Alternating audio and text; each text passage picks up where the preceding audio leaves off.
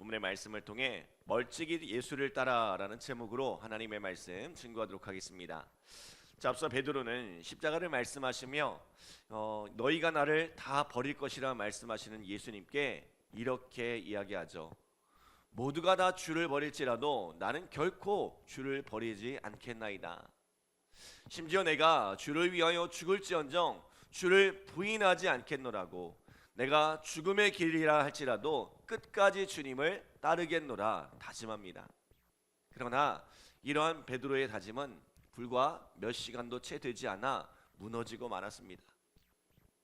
예수님께서 제자들을 감람산 이 겟세마네 동산으로 데리고 가서 기도를 부탁하셨습니다. 내 마음이 심히 고민하여 죽게 되었으니 나를 위해 함께 기도해 달라는 것이죠. 베드로는 예수님을 위해 죽음을 불사하겠노라고 다짐했지만 예수님과 함께 한 시간도 깨어 기도할 수가 없었습니다.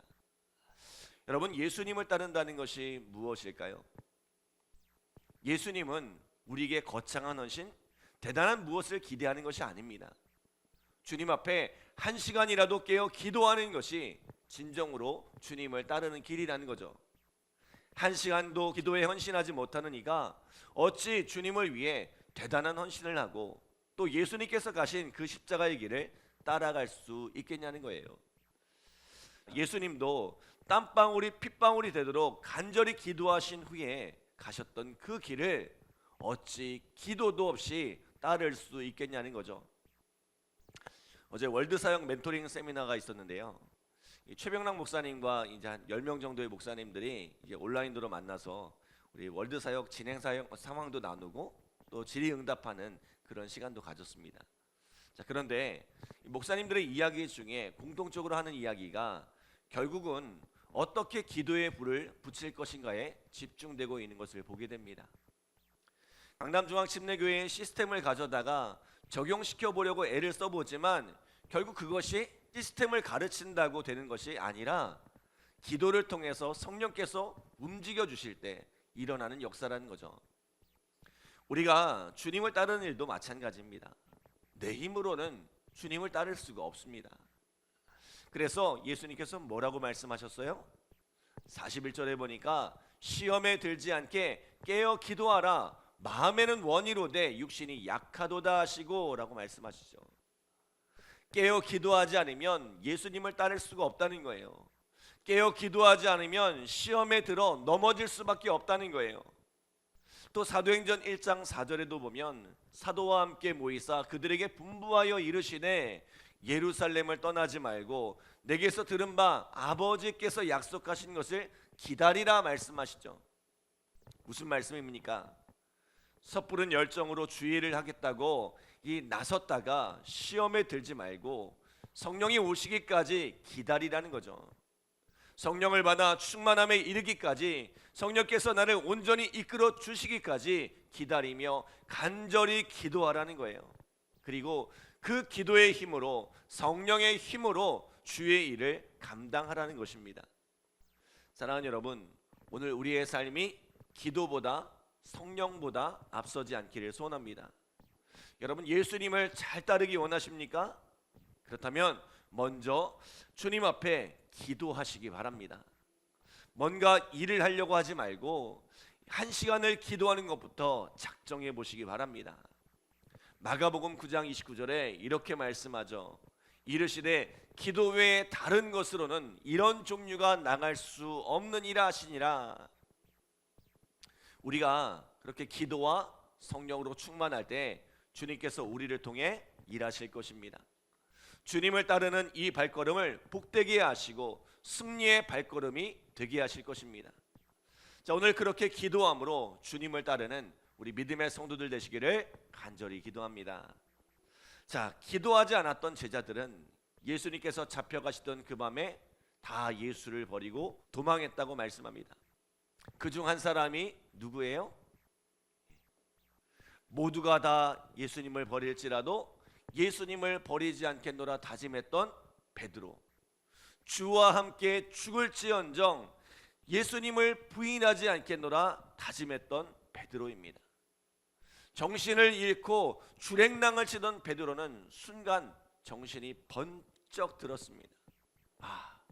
내가 예수님을 버리지 않겠다고 했는데, 내가 예수님을 위해서 죽기까지 하겠다고 했는데, 그리고는 발걸음을 돌이켜 예수님이 잡혀가시는 그 길을 따랐습니다.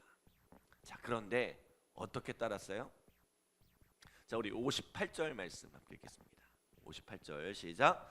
베드로가 멀찍이 예수를 따라 대제사장의 집들까지 가서 그 결말을 보려고 안에 들어가 하인들과 함께 앉아 있더라. 아멘. 자, 예수님을 따르긴 따랐는데 어떻게 따랐어요? 멀찍이 따랐다고 말씀하죠. 자, 왜 멀찍이 따랐을까요? 예수님을 가까이 하는 것이 자신에게 해가 되리라 생각했기 때문입니다.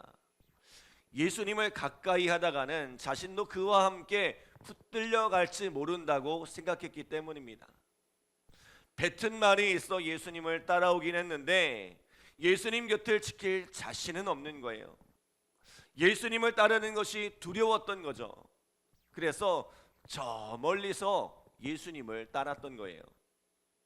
베드로는 그렇게 예수님과 거리를 두면 안전하리라 생각했습니다. 예수님을 따르더라도 적당히 거리를 두고 사람들 속에 숨어 있으면 괜찮으리라 생각했습니다. 사람들이 예수님에 대해 거짓 증언을 하고 심지어 예수님의 얼굴에 침을 뱉고 손바닥으로 때리는데도 베드로는 자신의 신분을 감춘 채 멀리서 그것을 지켜보기만 했습니다. 그런데 누군가 베드로를 알아보았어요.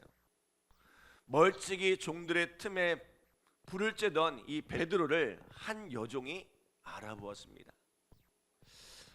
너도 갈릴리 사람 예수와 함께 있었도다. 베드로는 화들짝 놀랐어요. 너무나 당황한 나머지 나는 무슨 말을 하는지 알지 못하겠노라 하면서 예수님을 부인하고 도망쳤어요. 그렇게 안문까지 이르렀는데 거기서 또 한 사람이 베드로를 알아보았습니다. 가슴이 쿵쾅쿵쾅 미치듯이 뛰었습니다. 이번에는 맹세까지 하면서 나는 그 사람을 절대로 알지 못하노라 부인합니다. 그러자 곁에 있던 또 다른 사람이 너도 그 도당이다. 내 말소리가 그것을 증명한다 라고 하죠. 너무나 당황한 베드로는 예수를 저주까지 하면서 맹세하여 나는 그를 도무지 알지 못하노라고 주장합니다. 자, 그때 어떤 일이 있었어요? 우리 74절, 75절 함께 읽겠습니다. 74절, 75절 시작. 그가 저주하여 맹세하여 이르되 나는 그 사람을 알지 못하노라 하니 곧 닭이 울더라. 이에 베드로가 예수의 말씀에 닭 울기 전에 내가 3번 나를 부인하리라 하심이 생각나서 밖에 나가서 심히 통곡하니라. 아멘. 베드로는 예수님께서 말씀하신 대로 새벽 닭이 울기 전에 3번이나 예수님을 부인하고 말았습니다. 그 이유가 뭘까요? 예수님을 멀찍이 따랐기 때문입니다. 따르긴 따랐는데 멀찍이 따르고 있었기 때문입니다. 아예 예수님을 따르지 않았다면 부인할 일도 없었겠죠. 그런데 예수님을 따르면서도 이렇게 멀찍이 예수님을 따르면 결국 예수님을 부인할 일이 생긴다는 거죠. 오늘날 많은 그리스도인들이 자신이 예수 믿는다는 것을 드러내고 싶어하지 않습니다. 그저 사람들 속에 묻혀 조용히 예수를 따르고 싶어합니다. 멀찍이 있어 예수를 따르고 싶어합니다. 왜요? 베드로가 그러했던 것처럼 예수님을 따르는 것이 내게 손해가 될 수 있다고 생각하기 때문입니다. 그냥 사람들 틈바구니에 섞여서 있는 듯 없는 듯 신앙생활 하는 것이 안전하다고 생각하기 때문이죠. 그런데 정말 그것이 안전할까요? 우리가 분명한 신앙의 정체성을 갖지 않으면 결국은 베드로가 그러했던 것처럼 예수님을 부인할 일이 생긴다는 거죠. 세상 사람들의 틈바구니에 섞여 예수를 안 믿는 척 살아가면 결국 예수를 부인할 일이 생긴다는 거예요. 그리고 베드로처럼 예수님을 부인하고 뒤늦게 슬피 울며 통곡할 일이 생긴다는 것입니다. 예전에 저희 아버지가 저에게 그런 이야기를 하셨어요. 교회 가는 것도 좀 적당히 가고 예수를 믿어도 좀 적당히 믿어라. 교회 너무 열심히 하지 마라. 신앙생활 그렇게 열심히 하지 마라. 베드로처럼 그저 멀찍이 떨어져서 신앙생활 하라는 거예요. 그런데 적당히 신앙생활 하면서 멀찌감치 떨어져 신앙생활 하면서 그 신앙을 지킬 수 있을까요? 결국에는 오늘 베드로가 그러했던 것처럼 예수님을 부인하고 신앙을 등지는 일이 생긴다는 거예요. 베드로는 부활의 예수님을 만나고 그 신앙을 다시 회복했지만 그렇지 못할 수도 있다는 거죠. 지난 주일에도 말씀드렸지만 왜 우리가 그리스도 예수의 좋은 병사로 서야 합니까? 왜 강한 군사로 훈련되어야 합니까? 적당히 신앙생활하던 많은 사람들이, 적당히 예수를 믿던 많은 사람들이, 멀찍이 예수를 따르던 많은 이들이 가나안 성도로 전락하고 신천지와 같은 이단의 먹이가 되고 또 세상을 사랑하여 믿음의 자리에서 떠나버리기 때문입니다. 그러므로 오늘 우리가 예수님을 따르되 온전히 예수님을 따르기 원합니다. 예수님을 따르되 예수님께 꼭 붙어서 예수님을 따르기 원합니다. 앞서 나눴던 마태복음 16장 24절에 보면 이에 예수께서 제자들에게 이르시되 누구든지 나를 따라오려거든 자기를 부인하고 자기 십자가를 지고 나를 따를 것이니라 라고 말씀하셨는데, 자기를 부인하고 자기 십자가를 지고 분명하게 예수님을 따르는 주의 제자가 되기를 원합니다. 세상 사람들의 틈바구니에 섞여 예수를 안 믿는 척하면서 살아가지 마시고 분명한 그리스도의 정체성을 가지고 살아가는 우리 믿음의 성도들 되시기를 바랍니다.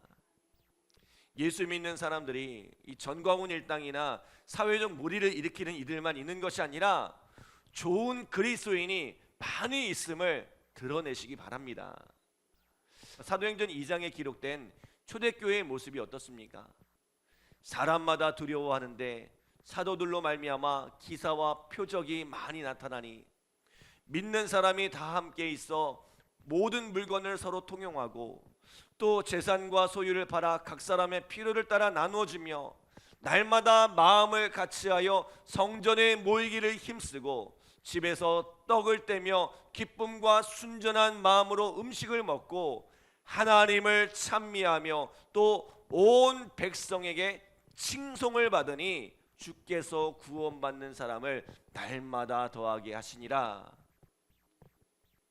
여러분, 우리가 담기 원하는 이 초대교회의 원형은 어떤 교회입니까? 그들은 핍박을 받으면서도 온 백성에게 칭송을 받는 교회였습니다. 세상으로부터 존경받는 교회였다는 거예요. 그래서 날마다 구원받는 백성이 더해갔다는 거죠. 저는 우리 새생명교회가 이 지역사회에서 칭찬받는 교회가 되기를 원합니다. 존경받는 교회가 되기를 원합니다. 우리가 세상에서 쥐죽은 듯이 살아간다고 안전하지 않아요.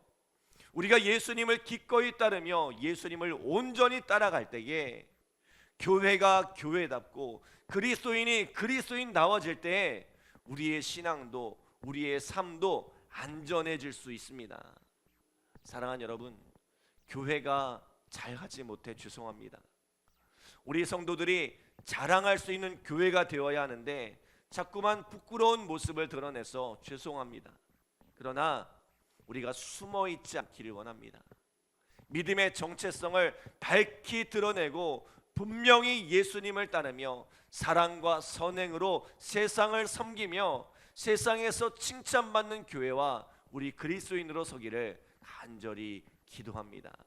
오늘 우리의 삶이 그렇게 그리스도인으로 온전히 주님을 따르는 삶이 되어지기를 축복합니다. 기도하겠습니다.